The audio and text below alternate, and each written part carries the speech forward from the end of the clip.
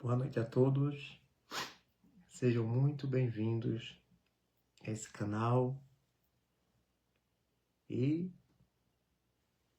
como de sempre, vamos iniciar nossos estudos. Bom, eu preparei aqui um estudo baseado nesse grande livro aqui, né? O Problema do Ser, do Destino e da Dor, do grande pensador francês Leon Denis. Eu não vou falar sobre Leon Denis hoje, porque falar sobre Leon Denis por si só não dá nenhuma palestra. Na verdade, dá um seminário falar do Leon Denis. E o Leon Denis, ele é muito prolífico. Ele é muito prolífico. Boa noite. Quem vier chegando, boa noite, meu irmão Mauro. Quem vier chegando, já ligo a câmera e já começo a mandar bala, porque esse é meu jeito, né? Eu gosto muito do Leon Denis, como eu estava dizendo, porque o Leon Denis, os seus livros, eu tive o prazer de ler Leon Denis, e o livro de entrada dele que eu li foi o Depois da Morte, enfim.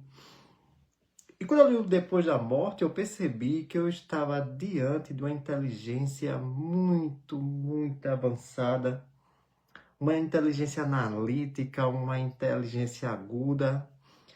Como eu senti na primeira vez quando eu li o livro Céu e Inferno, de Allan Kardec.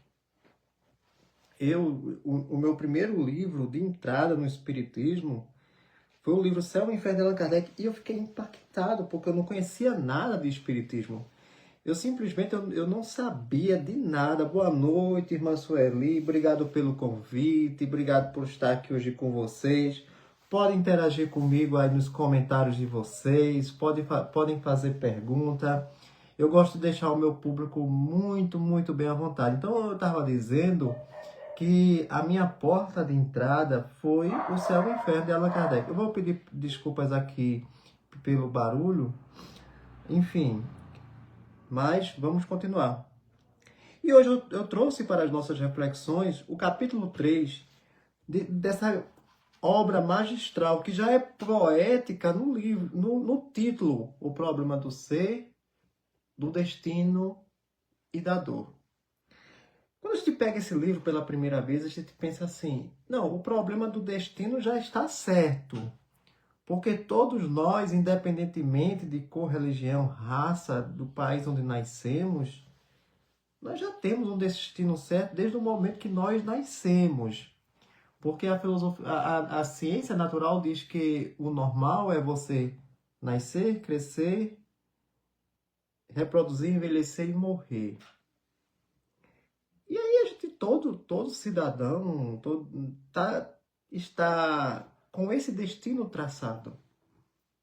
A questão do ser ou não ser já é mais difícil, porque fica muito difícil a gente delimitar quem somos nós, quem é Denil Andrade.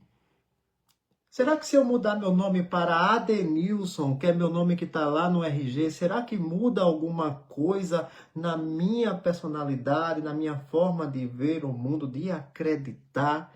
Será que isso muda alguma coisa a partir do momento que eu deixo de me chamar Adenil Andrade para Adenilson Andrade? Será que isso muda?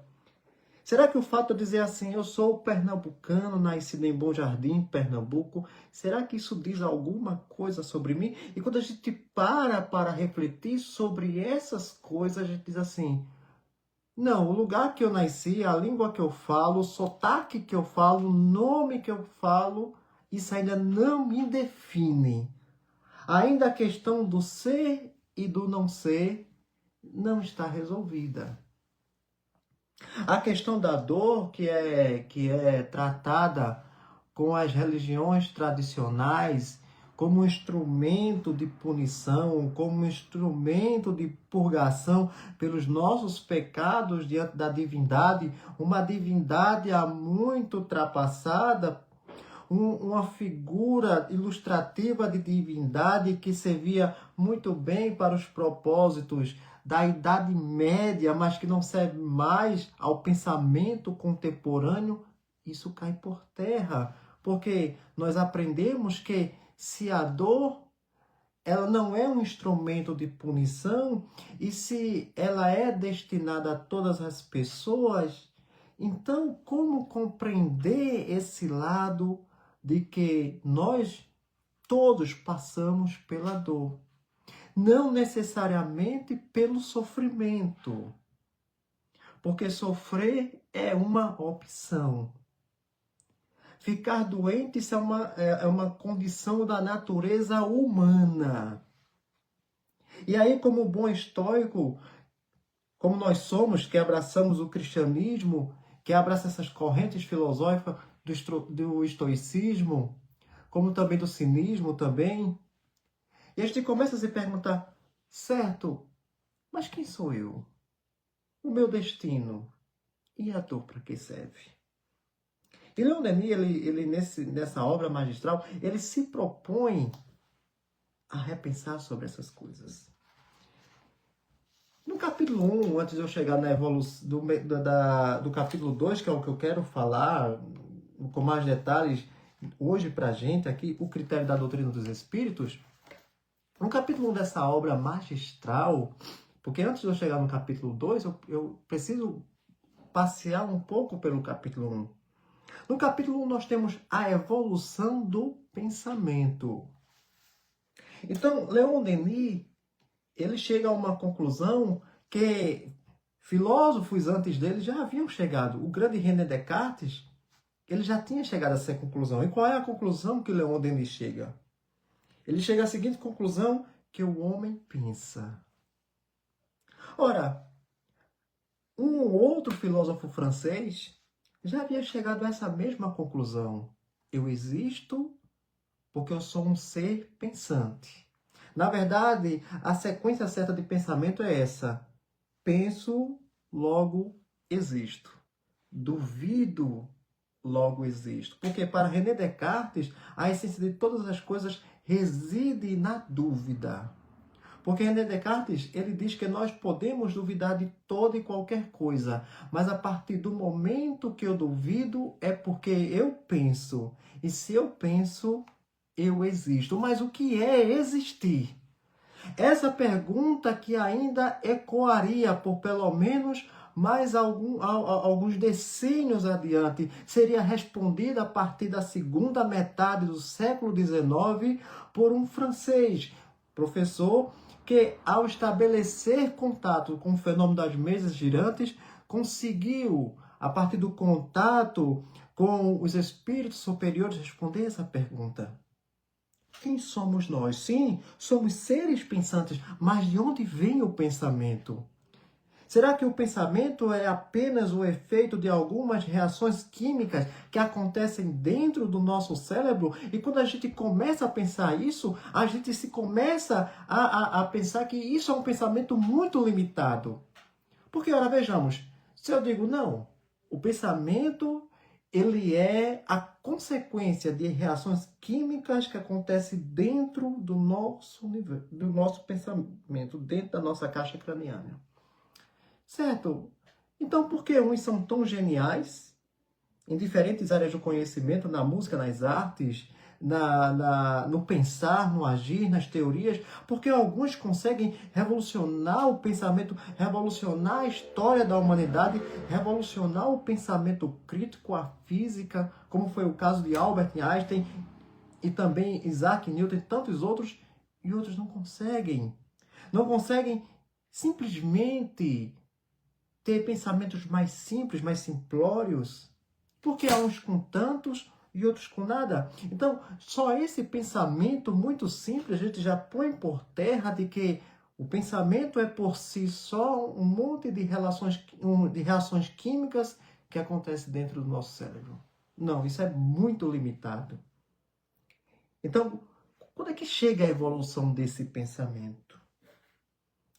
Para aquelas pessoas que gostam muito de ler a Bíblia, para os exegetas, os hermeneutas, né, como eu falava, em tempos idos, né, nós ficávamos debatendo a Bíblia E é engraçado perceber que quando eu, já em outras vestimentas, dessa mesma reencarnação, não de outras, quando eu envergava a Bíblia Sagrada como regra de fé, e voltando para essa questão do pensamento, eu olhava para o capítulo 6 do Gênesis, na verdade eu olhava para o capítulo 1, para o 2, para o 3, porque no capítulo 1 do Gênesis, o codificador está preocupado em mostrar Deus como o Criador dos céus, da terra, do mar, o grande Criador do orbes. Então Deus ele é apresentado como aquele que através do verbo, ele começa a criar todas as coisas. Não é à toa que o Gênesis começa assim. No princípio criou Deus os céus e a terra. Porque ele tem essa preocupação de mostrar Deus como todo-poderoso que criou os céus e a terra. E a terra era sem forma e vazia. E o Espírito de Deus se movia sobre a face das águas. E ali ele começa. E é interessante que vai criando os homens, vai criando as águas, separação de águas. Os seres para habitar a terra, os seres para habitar o mar, os aves. Deus criou o sol, a lua. Eu estou falando de uma forma muito aleatória, obviamente, que eu não li a Bíblia para essa palestra. Mas eu vou de acordo com a inspiração que é me dada. E é interessante você perceber que Deus vai criando, vai criando, vai criando, vai criando. E no capítulo 6, Deus cria o homem. Deus criou o homem. E só então Deus percebe que o homem está só. É um pensamento, eu peço até perdão se alguém vai se sentir atacado em sua fé. Mas eu ria como alguém que lia essas coisas, eu ria. Porque assim, vejamos a lógica. Deus para cada espécie criou um ser para ser companheiro. Deus criou o leão, criou a leoa. Deus criou o coelho macho e a coelha fêmea. E por aí vai. De cada ser, ele criou um par para que um fizesse companhia ao outro. Mas só o homem ele criou só. Para só então ele perceber que o homem estava só. E depois ele faz recair um sono sobre Adão. Depois que ele percebe que o homem está só, que ele acha que não é bom que o homem esteja só, faz cair um sono e cria Eva. Eva nasce da costela de Adão e é dado uma companheira a Adão. E o que é mais interessante pensar é que eles viviam no Jardim do Éden, não conhecia, vou falar da forma que eles falam, não conheciam pecado, não conheciam morte, não conheciam fome, não conhecia nada de ruim porque eles estavam no paraíso. Mas Deus achou por bem, lá no meio do paraíso, colocar uma árvore. E disse assim, e é aí que agora entra essa questão do pensamento e da questão do pensar. O homem pensa. Leon Denis está dizendo no capítulo 1 do livro, o problema do ser, do destino e da dor. O homem pensa. Mas Deus foi lá e colocou no meio do jardim do Éden uma árvore. E disse, olha, vocês podem usufruir disso tudo aqui.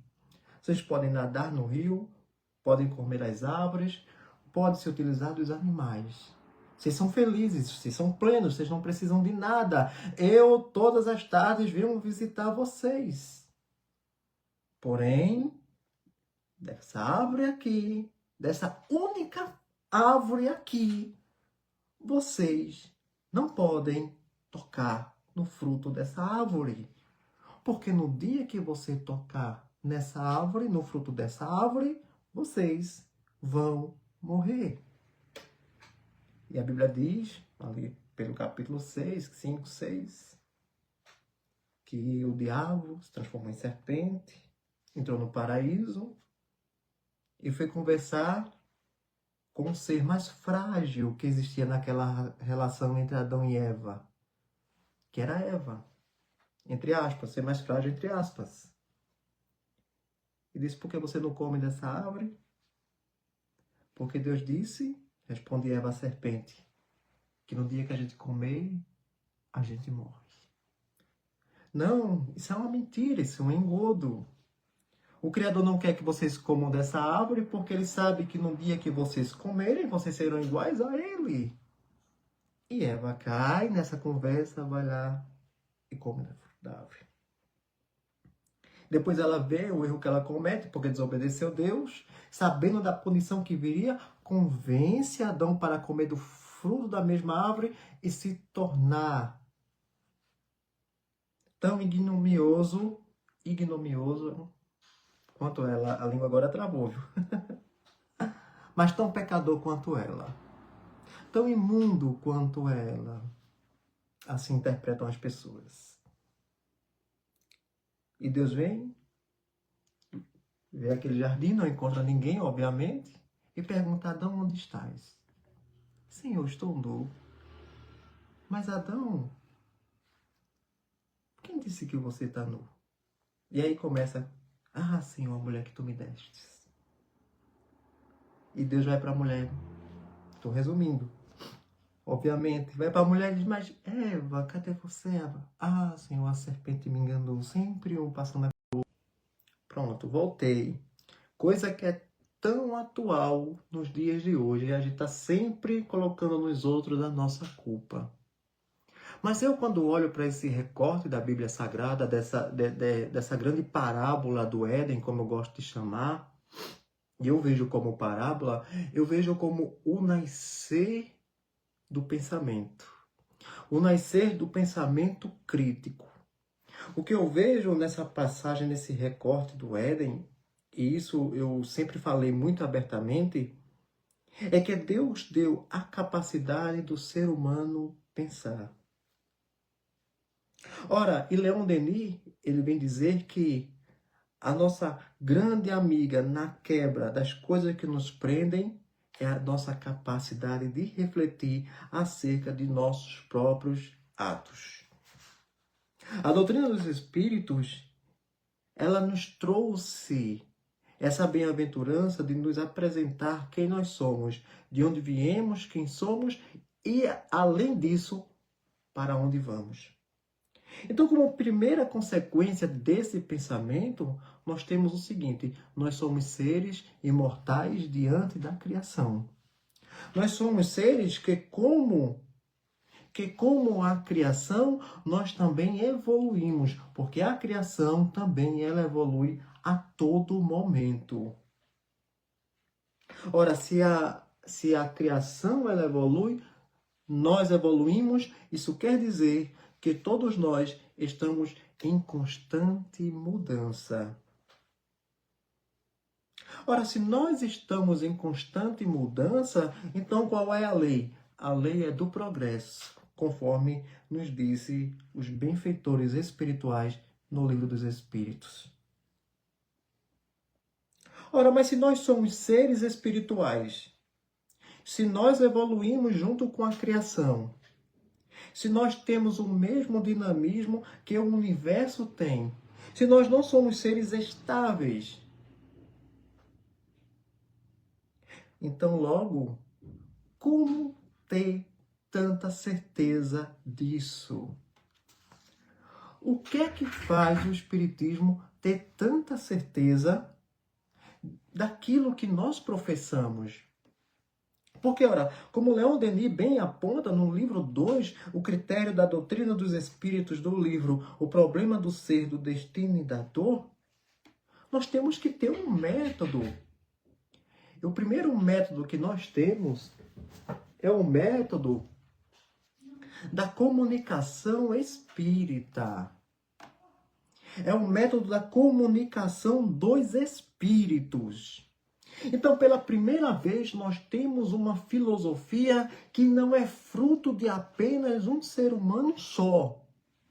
Porque, ora, muito diferente do sistema filosófico proposto por René Descartes, quando ele diz que eu penso, logo existo, muito diferente do sistema filosófico proposto por Spinoza, que era outro pensador brilhante, que diz que Deus e a natureza é a mesma coisa. E por isso as pessoas dizem que Spinoza é o pai do niilismo. E eu digo que Spinoza é muito mal interpretado, Por quê? Porque quando diz que Deus e a natureza é a mesma coisa, Spinoza quer basicamente dizer que Deus reside em cada detalhe da natureza.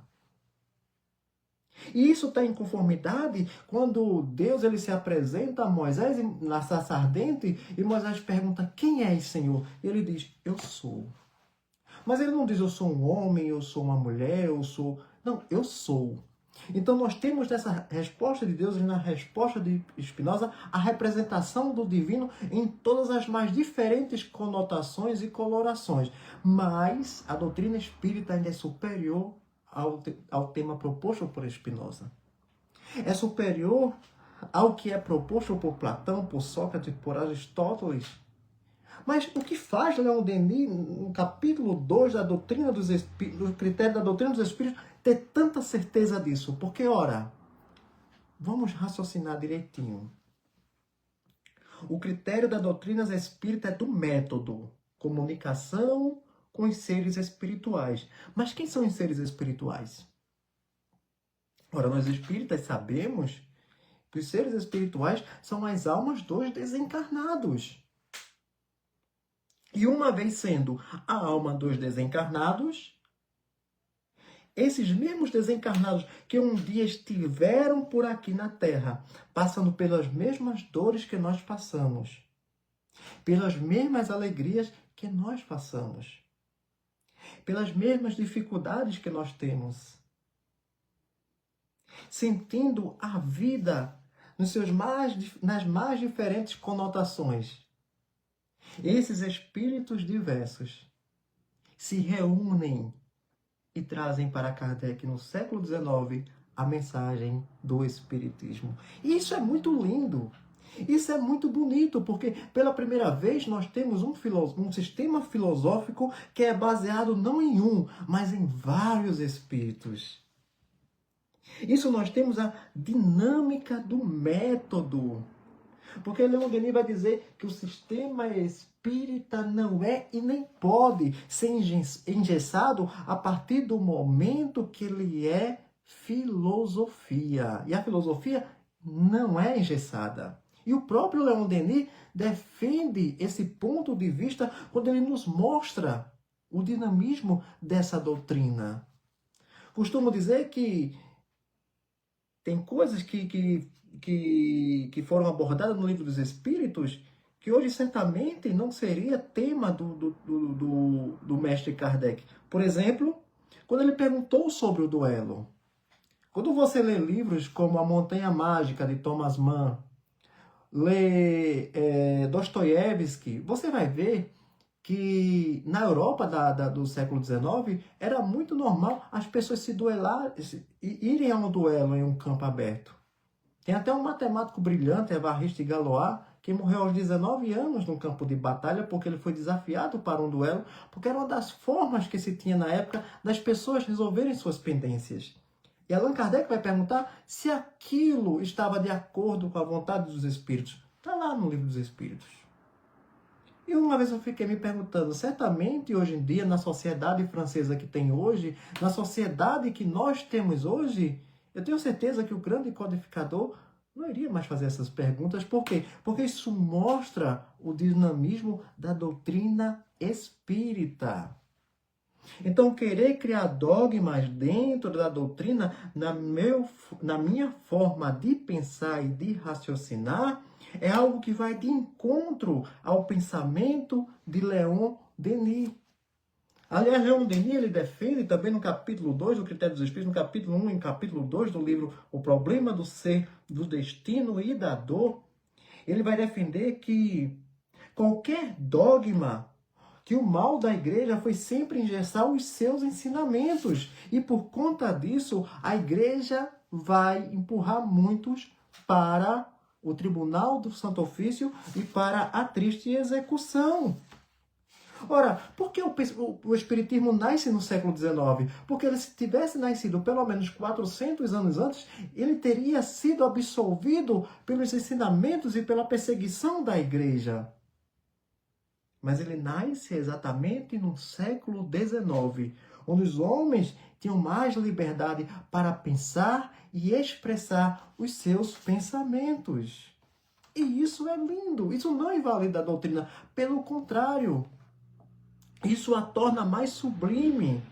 Isso a torna, imaginem, uma pessoa que nunca ouviu falar de espiritismo. E aí eu peço, venha a vocês para contar um pouco da minha experiência, porque imagine vocês uma pessoa que nunca ouviu falar de espiritismo. E de repente abre um livro, Céu e Inferno, e você é convidado a pensar. Você é convidado a refletir. Você é convidado a se posicionar. Você é convidado a repensar naquilo que você acredita ou não acredita. Isso é simplesmente uma coisa linda. Não é à toa que o espiritismo nascente do século XIX foi estudado por grandes nomes. Curie, Becquerel, Charles Richer, Arthur Conan Doyle, Lombroso, Victor Hugo e por aí vai. Só nata da sociedade francesa. Só a nata. Deixa eu dizer aqui para vocês um pouquinho quem foi cada um desses. Os Curie todo mundo sabe, né? Os Curie, né? Famosos na química e na física. Responsáveis pelas experiências com raio-x. Charles Richer, médico ganhador do Prêmio Nobel. Olha, Arthur Conan Doyle. Esse é mais conhecido, né? Quem nunca assistiu Sherlock Holmes? No meu caso, li, né? Eu tô aqui na biblioteca, eu tenho uma coleção Sherlock Holmes e eu me encantava. Ele vai escrever um livro lindíssimo, História do Espiritismo. Arthur Conan Doyle. Victor Hugo, o grande escritor do século XIX, que nos trouxe clássicos belíssimos, como Os Miseráveis, O Corcunda de Notre Dame, O Último Dia de um Condenado. Não vou nem falar das obras dele, Desencarnado, psicografado por Zil da Gama. Não vou nem falar, vou deixar para outro dia. Vou ficar devendo aqui o pessoal. Não vou falar nem das obras do Victor Hugo Desencarnado. Estou falando só dele encarnado. Só nata. Mas por que o Espiritismo atraiu esses pensadores? E depois vem Gabriel Delane, Leon Denis, Allan Kardec e tantos outros. Aqui no Brasil, nós temos Adolfo Bezerra de Menezes, Caibar Schutz, por aí vai. Só nata. Por que o Espiritismo atrai? Porque o pensamento espírita... Também tem a questão do fenômeno envolvida, sim, também tem a questão do fenômeno das mesas girantes, das comunicações, sim, também. Mas também o pensamento filosófico. O sistema filosófico é Descartes ressuscitando da tumba e trazendo as suas mensagens. É Spinoza ressuscitando das tumbas e trazendo sua posição filosófica. Trazendo para o Brasil, já que eu estou muito na Europa, deixa eu trazer um pouquinho para o Brasil. Mas para vir para o Brasil, você tem que pegar o livro Parnaso de Além Túmulo. E ali você vai ver Castro Alves ressuscitado. Eu digo ressuscitado não é a maneira das doutrinas que tem por aí, mas ele vivo, mais do que nunca, trazendo para nós a sua poesia. Se no Brasil colônia ele falava contra a escravidão da época, agora ele fala sobre a evolução do espírito. Que coisa linda, né? Que coisa linda. É por isso que hoje, mesmo depois de 16 anos que eu abracei o espiritismo, eu olho para essa doutrina e consigo me encantar toda vez que leio essa doutrina. Eu já li o problema do ser do destino da dor umas 3 vezes, mas toda vez que eu leio o problema do ser do destino da dor, eu vou me encantar sempre. Então nós temos objeções à doutrina. É claro que uma doutrina desse porte, que se propõe a libertar o homem das suas estruturas, é claro que ela não poderia ficar avessa aos ataques. É claro que ela não poderia ficar sem os ataques. É claro que a igreja não iria ficar lá de braços cruzados vendo aquela doutrina nascer na França e depois crescer no Brasil. Lembro-me agora quando o bispo de Barcelona, ele reuniu o Livro dos Espíritos na Praça de Barcelona e queimou uma grande quantidade de livros espíritas. Eu não sei por que livro faz tanto mal. Tem até um livro que eu tenho aqui chamado Fahrenheit 459, que é uma distopia, quando ele fala numa sociedade em que livros são proibidos, então os livros são queimados. É um crime você ter um livro guardado dentro de casa. E eu não sei porque os livros foram sempre muito atacados. Quem não se lembra do Index da Igreja Católica, né? Onde os livros proibidos eram jogados no Index e não poderiam ser lidos. Certamente, se fosse hoje, o Livro dos Espíritos, a Gênesis, todos esses livros aqui estariam no Index. Você não poderia ter acesso. Você não poderia pensar. Porque pensar é muito, muito, muito, muito perigoso. Eu até refaria aquela proposta de Descartes quando ele diz: penso, logo existe. Na verdade é penso, logo incomodo. Que a partir do momento que eu reflito, eu me liberto.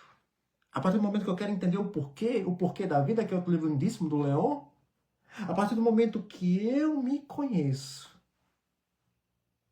eu não preciso mais ficar atado a dogmas estéreis, a discussões estéreis. Porque simplesmente a doutrina espírita, ela é um fanal que nos aponta para a vida eterna.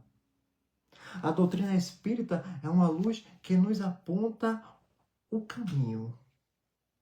O caminho. E nesse sentido, a doutrina dos espíritos não é um atalho, ela é um caminho. Ela é um caminho de luz que nos ajuda a nos conhecermos e nos pontuarmos no tempo e no espaço sobre quem nós somos. Então, Denil Andrade, ele é espírita? É muito pouco.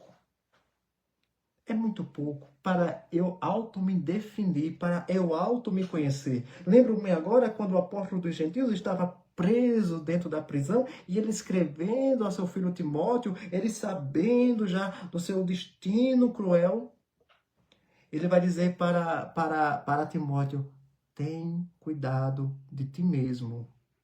É outra forma de dizer: conheça a você mesmo. Porque a partir do momento que eu auto me conheço, eu não posso ser atingido por alguém que não me conhece. Ah, mas alguém não gosta de você, Denil. Não tem problema. Ele tem todo o direito de não gostar. Quem tem que primeiro gostar de mim sou eu mesmo. Jesus disse: ama ao próximo como a ti mesmo. Se você não ama nem a você, como é que você vai amar os outros se você não consegue se amar? Se você não consegue se conhecer, se você não consegue pensar no que você é. Então tem algumas pessoas, às vezes, que chegam para mim e dizem assim: ah, os espíritas, pessoas bacanas, gostam muito de fazer caridade. Aí perguntam assim: eles fazem caridade que é para ter salvação? Não, não, quem disse? Engodo. Engodo. Quem disse que os espíritas fazem caridade? Fazem visita nos presídios, fazem visita nos hospitais, fazem um trabalho de assistencialismo. Quem disse que isso é para salvação? Isso é uma consequência natural daquele espírito que se propõe a seguir os caminhos de Jesus. É diferente. E diante disso, eu mudo qualquer perspectiva. Eu não te amo porque sou espírita, porque sou cristão. Eu te amo porque isso é uma consequência natural da evolução do espírito.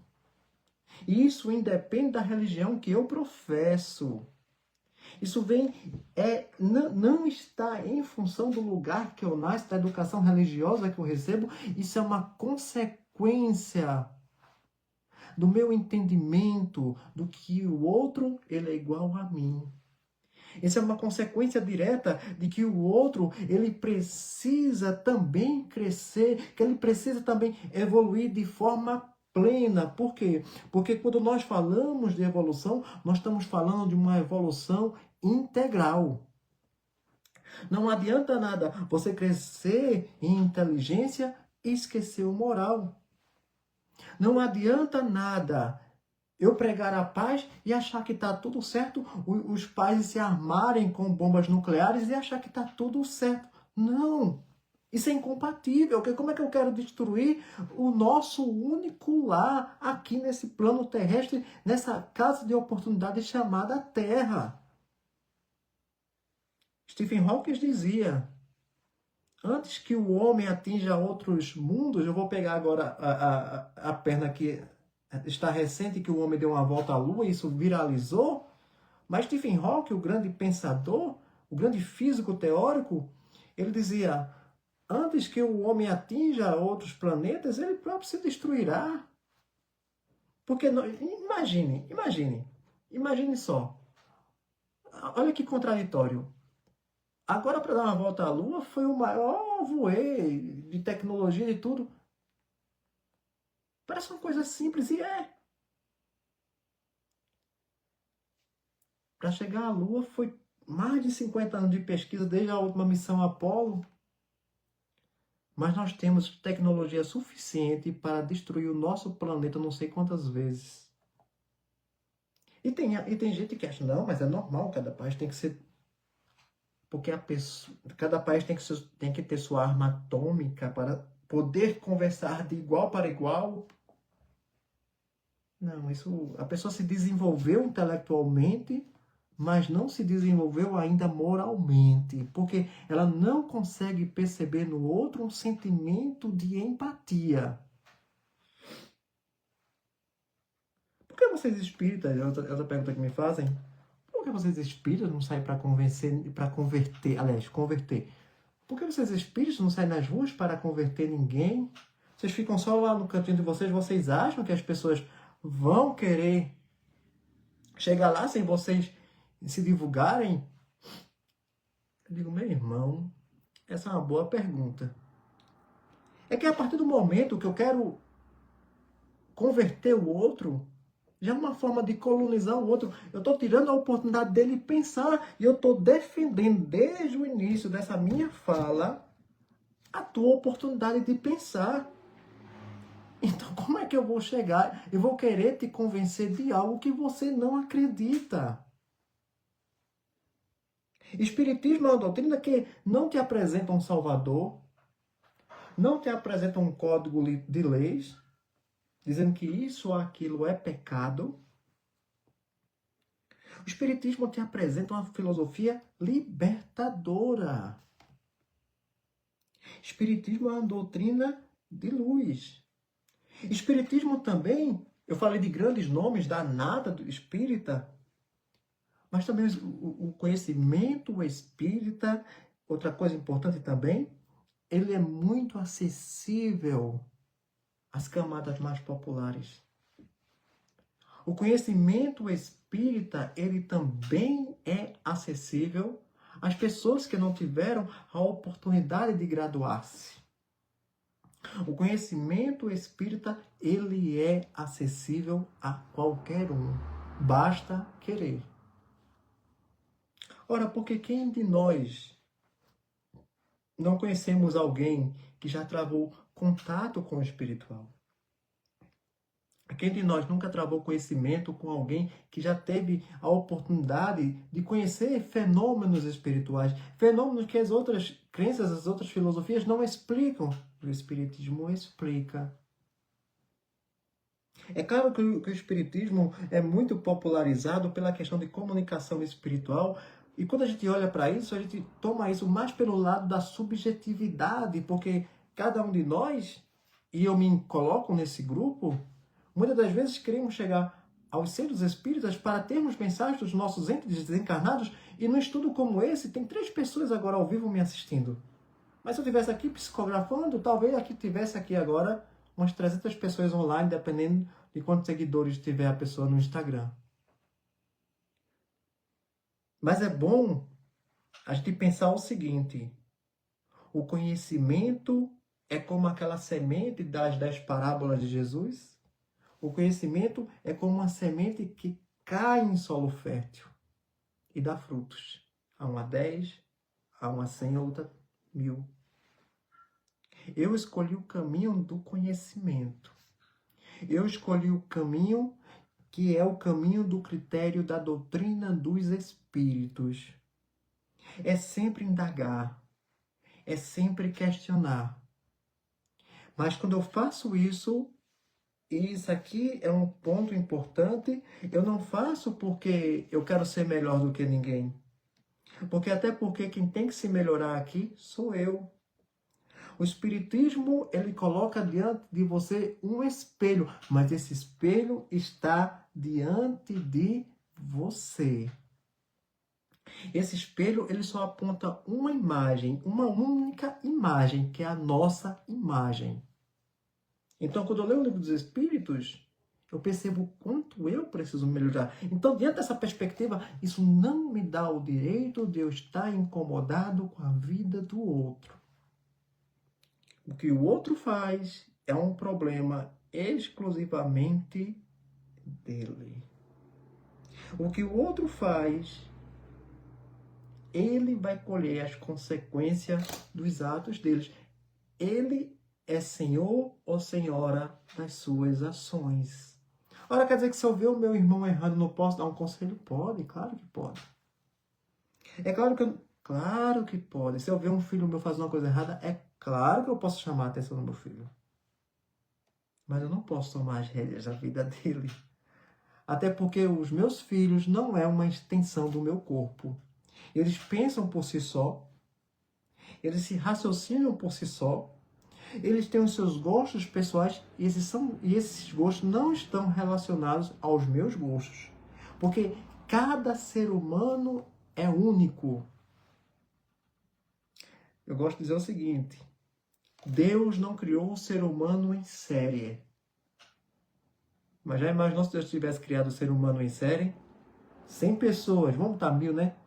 1000 pessoas com a mesma cor de olho, mesma cor de cabelo, mesma estatura, mesmo pensamento, mesma condição social, mesma condição física, mesma condição espiritual.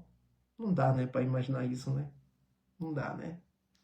Cada ser humano em si é um cosmo em si mesmo.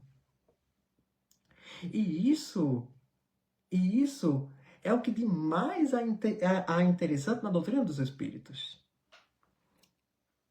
Então nós temos esses testemunhos vários. Deixa eu falar aqui uma coisa também, que eu estou com muita vontade de falar, muita vontade mesmo. Eu falei ainda há pouco do Parnasialo em Túmulo, porque de vez em quando eu pego o Parnaso, leio uma poesia e publico no meu Instagram. E ali eu falo quem for desencarnado, falo a história dele e tudo mais. E aí eu fico pensando assim, nossa, que bom é a doutrina espírita, né? Como é bom ver a misericórdia divina em ação, né? Porque muitas das vezes, esses mesmos espíritos que andaram por aqui sem acreditar em Deus, muitos deles abraçados com a doutrina de que não existia Deus, mas agora da espiritualidade, eles têm a oportunidade de voltar e dizer, olha, e através de poesias parnasianas, e falar das suas esperanças. Porque eu sempre digo o seguinte, não existe ateísmo 100%. Geralmente, quando você se debate com os argumentos da pessoa que não acredita em Deus, da pessoa que é desprovida dessa filosofia, e quando você vai ver os argumentos dela, é quase sempre os mesmos. Me lembro certa feita que alguém me chamou para uma conversa e perguntou, mas você acredita nessas coisas? Eu tenho convicção. Eu tenho convicção. Mas você é um pesquisador, você é alguém que estuda matemática, você está dizendo que você tem convicção. Eu digo, eu tenho convicção. Para mim, o ciclo da vida não é nascer, crescer, reproduzir, ficar velho e morrer. Não, o ciclo da vida não é esse. Se fosse só isso, nós estávamos condenados miseravelmente. Se a vida fosse única, nós estávamos condenados miseravelmente e Deus não seria justo. Ponto. Por quê, Deninho? Vou dizer por quê. Porque se nós tivéssemos uma existência única da vida material, então a vida seria como você fazer uma grande caminhada, uma maratona. Mas o grande problema dessa maratona é porque enquanto uns estão largando com chinelo havaiana e outros ainda estão largando sem nada nos pés, com o asfalto queimando os pés, outros estão na mesma largada usando tênis olímpicos. Então, assim, tu quer me convencer de que esse Deus que é tão... Porque vamos partir da seguinte premissa. Eu creio em Deus, certo? Eu creio que Deus é justo, certo? Beleza. Mas tu quer me convencer que Deus nos colocou em situações diferentes para fazer uma caminhada só. Mas ele dotou uns com mais condições do que outros. Onde está a misericórdia de Deus nisso?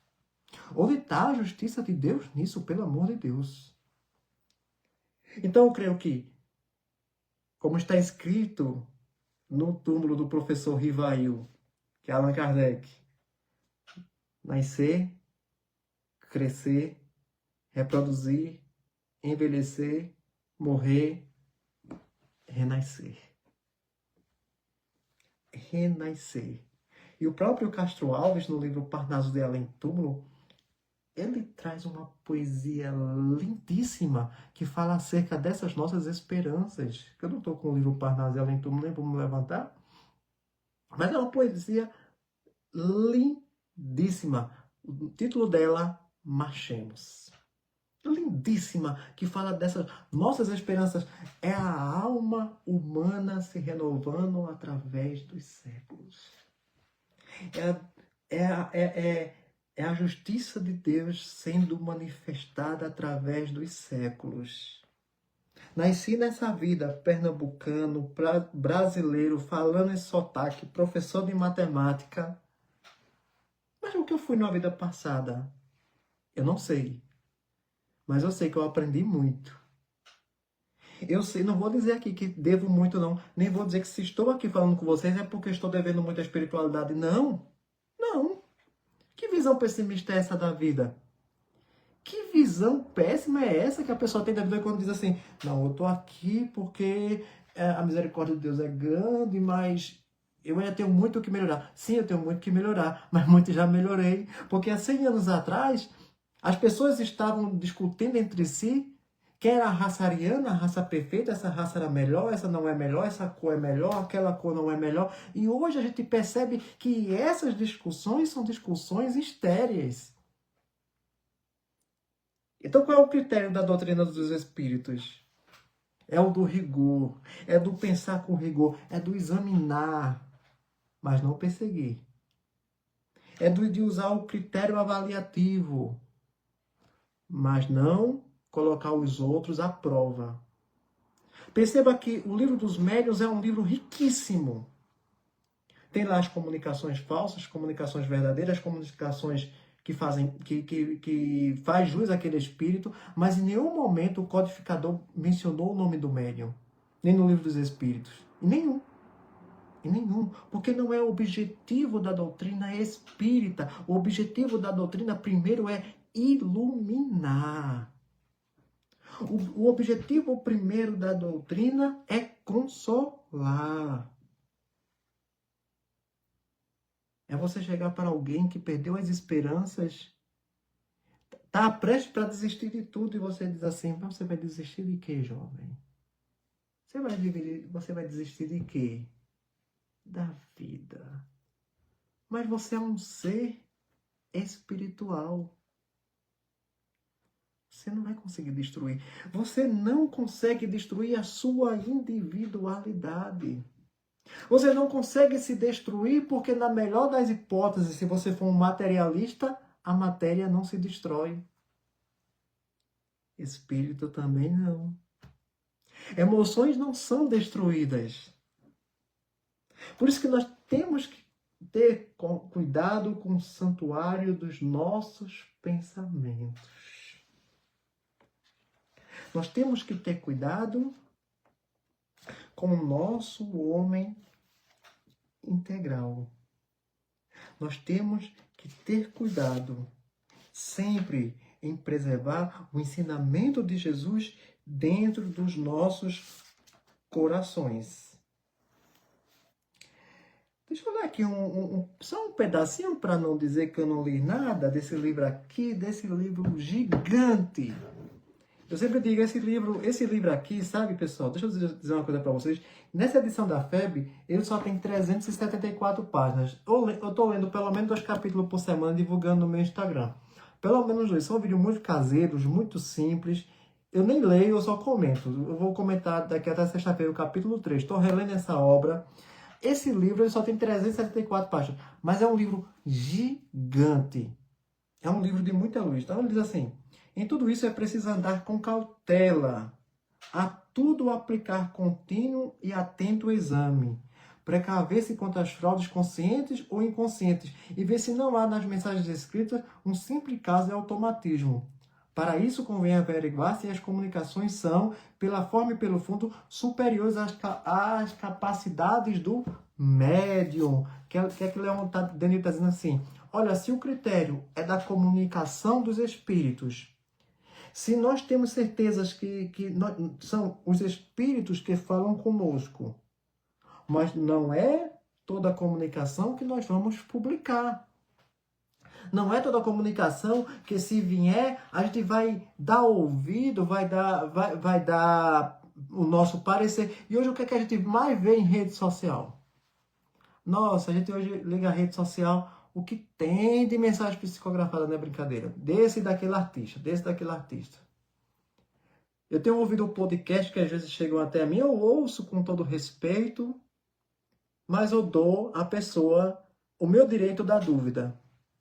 Né? Chegou, eu não vou nem citar porque está muito recente, senão vocês que é de São Paulo vão se tocar logo. Mas vou dizer, eu tenho que dizer, porque senão, que isso é uma sala de estudo. Eu estava ouvindo um podcast que chegou até mim essa semana e está dentro dessa questão de ter cuidado, de você poder filtrar a mensagem de uma menina que diz que foi no umbral e comeu Dantes, eu não sei como é o nome, me permitam, eu não como essas coisas, não faz parte do meu cardápio aqui em Pernambuco. Então eu não sei como é o nome dessas coisas que se vendem, eu não sei. Mas ela diz que foi lá no umbral, entrou numa feira e comprou um Dantes, isso viralizou.